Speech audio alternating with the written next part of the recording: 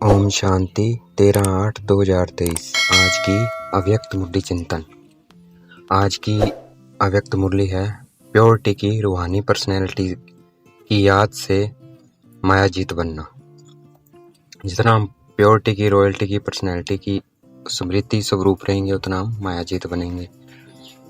तो कैसे करना है, स्मृति स्वरूप कैसे बनना है? अनेक प्रकार की पर्सनैलिटी गाई जाती है। शरीर की भी पर्सनैलिटी है, कोई विशेषता की भी पर्सनैलिटी होती है और कोई विशेष पोजीशन की भी पर्सनैलिटी होती है। लेकिन हम सब के चेहरे पर चलन में प्योरिटी की पर्सनैलिटी है। दुनिया में लौकिकता में ये पर्सनैलिटी होती है, शरीर की, विशेषता की और विशेष पोजीशन की। लेकिन हम सब के चेहरे पर कौन सी पर्सनैलिटी है? प्योरिटी की पर्सनैलिटी। तो ये बात स्मृति में रखनी है कि हमारी कौन सी पर्सनैलिटी है? प्योरिटी की पर्सनैलिटी है। जितना जितना जो प्योर है उतनी उनकी पर्सनैलिटी न सिर्फ दिखाई देती है लेकिन अनुभव होगी। सारे कल्प में चक्कर लगाएंगे तो हम जैसी पर्सनैलिटी किसी की नहीं है। अनादिकाल में भी, अनादिकाल अर्थात जब हम परमधाम में हैं, परमधाम में भी हम विशेष आत्माओं की पर्सनैलिटी सबसे ऊंची है। चाहे आत्माएं सब चमकती हुई ज्योति हैं, लेकिन हम रूहानी पर्सनैलिटी वाली आत्माओं की चमक अन्य सब आत्माओं से न्यारी और प्यारी है। हमें अपने अनादिकाल की पर्सनैलिटी को याद करना है, स्मृति में लाना है। और फिर आदिकाल में भी हमारी रूहानी पर्सनैलिटी कितनी श्रेष्ठ पर्सनैलिटी है। आदिकाल मतलब स्वर्ग में, सतयुग में। वहाँ पे हमारे तन की, मन की और धन की और संबंध संपर्क में सब प्रकार की पर्सनैलिटी कितनी श्रेष्ठ है। तो आदिकाल की पर्सनैलिटी को देखना है, तो स्वर्ग में अपने आप को देखना है कि वहाँ मेरा तन भी पवित्र है, मन भी पवित्र है, धन भी पवित्र है और संबंध संपर्क है, जो संबंध है उसमें भी क्या है? पवित्रता है। तो उसको याद करना है कि हम कितने सुंदर लगते हैं, कितने सजे हुए हैं। वहाँ अपने पहनावे को देखना है, उस पर्सनैलिटी को देखना है, क्योंकि वो पहनावा क्या है? प्रतीक है पवित्रता का। तो कितने सुख हैं, शांति, प्रेम है कि हम वहाँ कितने सुंदर लगते हैं, कितने सजे हुए हैं, कितने सुख, शांति, प्रेम, आनंद स्वरूप हैं। तो आदिकाल में अपनी पर्सनैलिटी को देखना है। 5000 वर्ष हो गए हैं, अब हमें उसे फिर से इमर्ज करना है। वो मर्ज फॉर्म में अब हमें उसे बार बार याद करके फिर इमर्ज करना है। मध्यकाल में भी हमारी पर्सनैलिटी कितनी है? हमारे जड़ चित्तर हैं, जो अभी जब भक्ति जब शुरू होती है तब भी हमारे पर्सनैलिटी कितनी है, हमारे जड़ चित्र कितने विधि पूर्वक पूजे जाते हैं और गाए जाते हैं। चाहे कितने भी धर्मात्मा हो, महात्मा हो, नेताएं पर्सनैलिटी वाले गाए जाते हैं, लेकिन हमारे जड़ चित्रों की पर्सनैलिटी के आगे उनकी पर्सनैलिटी कुछ भी नहीं है। उन नेताओं की, धर्मात्माओं की भी हमारी पर्सनैलिटी के आगे कुछ भी नहीं है। जैसे हम सब की पूजा होती है, वैसे कोई महात्मा या नेता, धर्मात्मा की विधि पूर्वक पूजा नहीं होती है। हमारे जड़ चित्र जैसे श्रृंगारे जाते हैं, वैसे किसी का श्रृंगार नहीं होता है। तो मध्यकाल में भी हम आत्माओं की प्योरिटी की पर्सनैलिटी की विशेषता कितनी है? 2 पर्सनैलिटी बता दी बाबा ने, 3 बता दी। एक तो परमधाम में और एक सतयुग में और एक फिर जब पूज्य स्वरूप बनते हैं तब की पर्सनैलिटी। और अब लास्ट जन्म जो है हमारा, कौन सा? आदि मध्य अंत ब्राह्मण जन्म। अब लास्ट जन्म में जो मर्जीवा ब्राह्मण जन्म है, उसकी पर्सनैलिटी हमारी कितनी बड़ी है, गायन कितना है, कोई भी श्रेष्ठ कार्य है अब तक भी हमारे नामधारी ब्राह्मण ही करते हैं।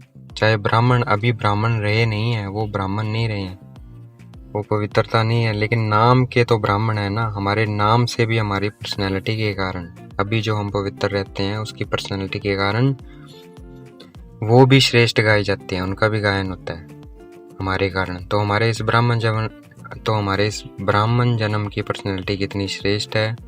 आदिकाल, अनादिकाल, मध्यकाल और अब अंतकाल, सारे कल्प में हमारी पर्सनैलिटी सदा ही महान रहती है।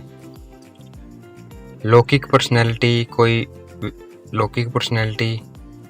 विशेषता की पर्सनैलिटी और कोई विशेष पोजीशन की पर्सनैलिटी, शरीर की पर्सनैलिटी वालों का अगर नाम भी होता है तो कोई विशेष बुक में उनका नाम आता है, गिनीज बुक में आ गया या कोई और है, उस बुक में नाम आ जाता है उनका, फलाने फलाने हैं, लेकिन हमारा नाम साधारण बुक में नहीं आता है, शास्त्रों में आता है।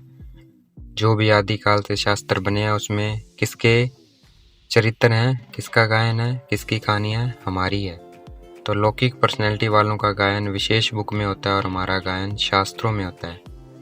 और शास्त्रों का कितना रिगार्ड देते हैं, बड़े विधि पूर्वक शास्त्रों को संभालते हैं, उसको भी बड़े पूज्य के रूप में देखते हैं। जो सच्चे भक्त हैं वो शास्त्रों को विधि पूर्वक रखते भी हैं और पढ़ते भी हैं, ऐसे रिवाजी किताबों के मुआफिक नहीं रखते हैं।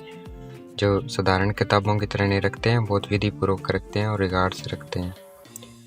सेकंड से भी कम चाहो, सेकंड से भी कम जहाँ चाहो वहाँ पहुँच सकते हैं। तो हमें अपने सभी प्योरिटी की पर्सनैलिटी को बार बार देखते रहना है, याद करते रहना है, क्योंकि इसको हमें इमर्ज करना है।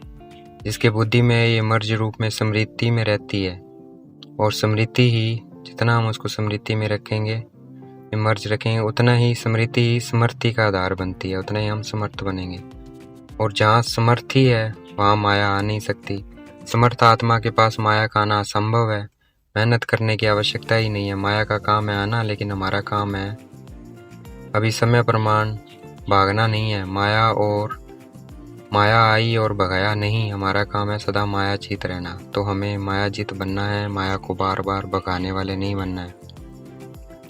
समय समाप्त होने के पहले हमें भूतकाल का माया जीत बनने का अभ्यास करना है, अंत में नहीं हो सकेगा।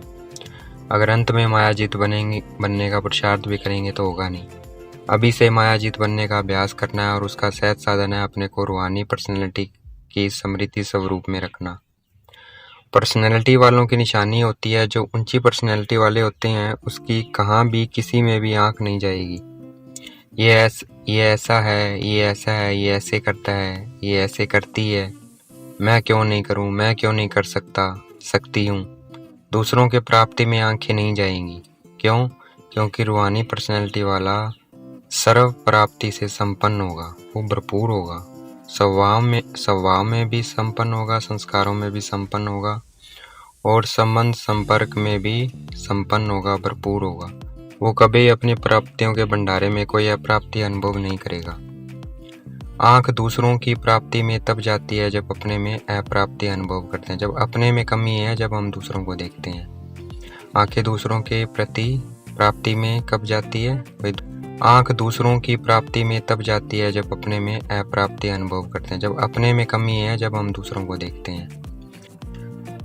आगे बाबा कहते हैं प्योरिटी सिर्फ ब्रह्मचर्य व्रत नहीं है। ब्रह्मचर्य व्रत में तो आजकल के सरकमस्टांस अनुसार कई अज्ञानी भी रहते हैं। ज्ञान से नहीं, लेकिन हालातों को देखकर उनको रहना पड़ता है पवित्र। कई भक्त भी रहते हैं, वो कोई बड़ी बात नहीं है, लेकिन प्योरिटी को सारे दिन में चेक करो। पवित्रता की निशानी है स्वच्छता और सत्यता।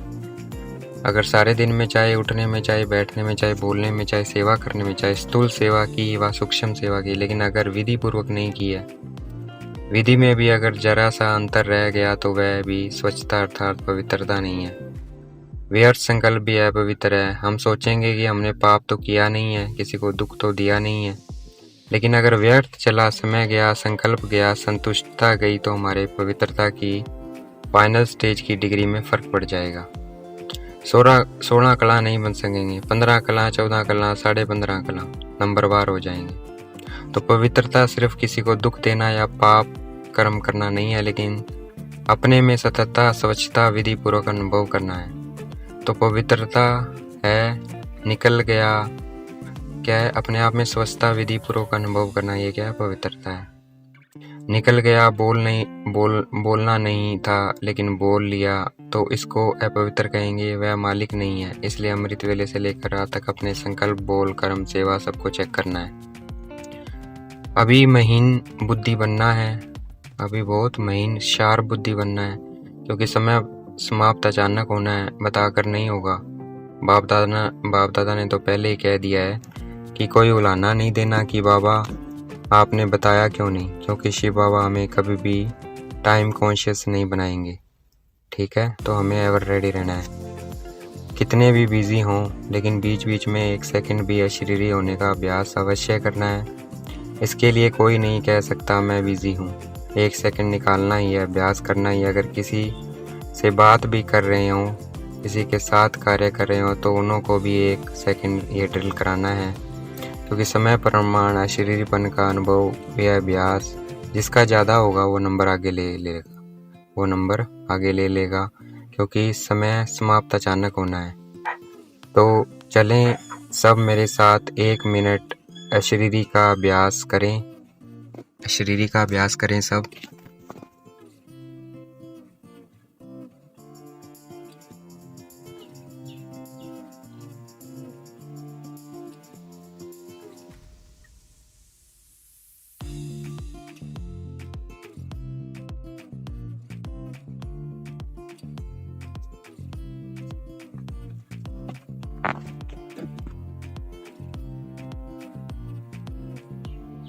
शुक्रिया अभ्यास करने के लिए।